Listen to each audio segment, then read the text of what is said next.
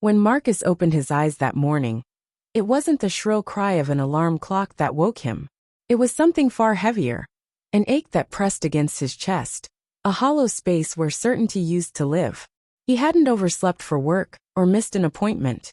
He had simply awakened from the illusion of a happy home, the fragile mirage of domestic bliss that had finally shattered. Life had always been noisy, the demands of children, the endless expectations, the invisible weight of emotional labor.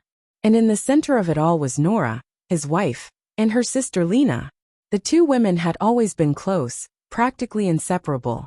Yet beneath the surface of their sisterly bond simmered an undeniable tension. Nora had built a life around discipline, structure, and boundaries, pouring those same values into her children. Lena, by contrast, seemed untouched by time. She was still the same wild spirit she'd always been. Free, unpredictable, quick to laugh, and quicker to forget the consequences of her fun. "If there's no occasion, let's make one," Lena would say, eyes twinkling, her smile infectious. She wasn't reckless in the traditional sense. She didn't drink to blackout or spiral into chaos. But she lived for the high of the moment, even if it meant shirking her responsibilities. Marcus, on the other hand, found comfort in predictability. He was a man of quiet habits, more drawn to early nights and routine than loud music and lingering conversations. At every gathering, it was a pattern.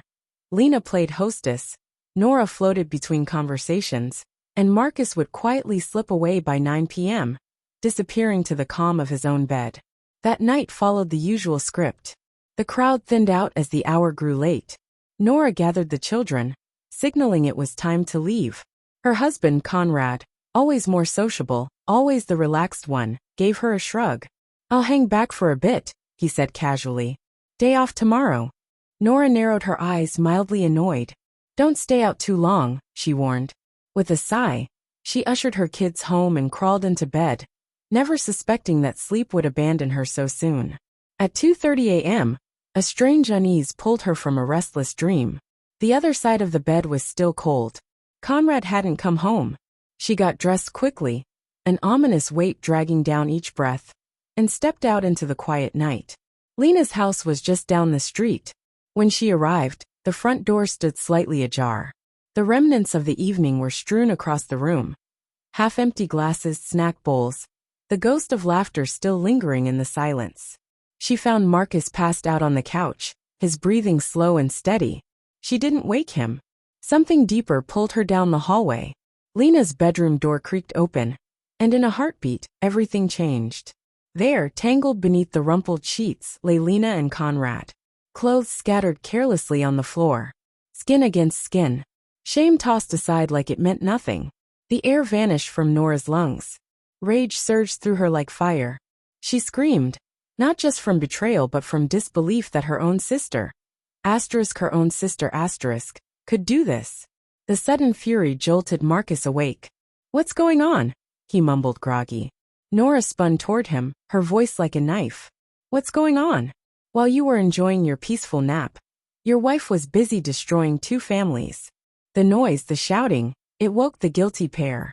Lena and Conrad shot up, scrambling to cover themselves, faces flushed with shame and panic.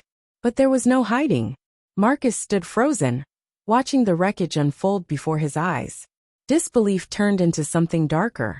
He lunged forward, fists flying. The fury that Marcus had always kept locked inside erupted in one terrible instant. He struck them both.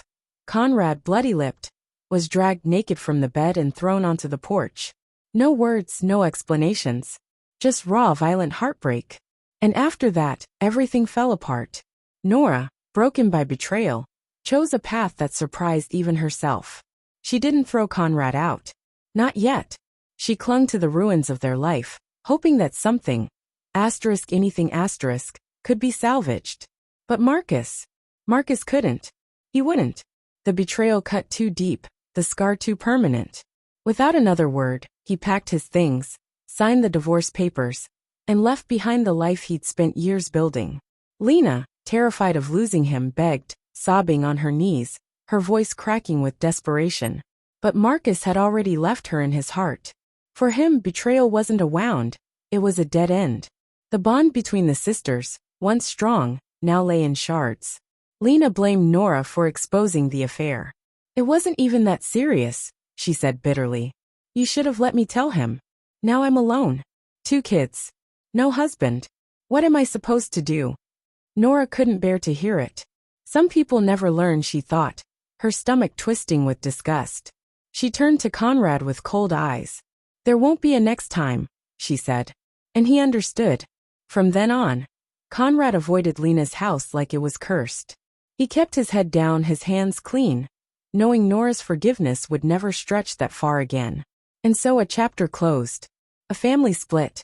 A trust destroyed beyond repair. Some walked away. Others stayed behind, wounded but still standing. Was Marcus right to leave everything behind? To walk away from love, from history, from children and years and home? What would you have done? The story doesn't end here. More lives, more moments balanced on the edge of choice, are waiting just around the corner. Ellie and Nathan's story begins where trust once bloomed, at the counter of a gadget repair shop. Nathan, a part-time college tech, didn't think twice when he handed Ellie his own laptop, so she could finish her final paper. That simple act of kindness turned into something more. They fell in love. They married. But years later the spark had dimmed. Ellie grew impatient. Nathan withdrew. Their connection, once so easy, now felt like an effort. And then one night, after wine, after laughter, Ellie came home with a smile too playful, and a suggestion that would shake their marriage to its very core. What she asked, and how Nathan answered, changed everything. Stay close. The next story will unravel soon.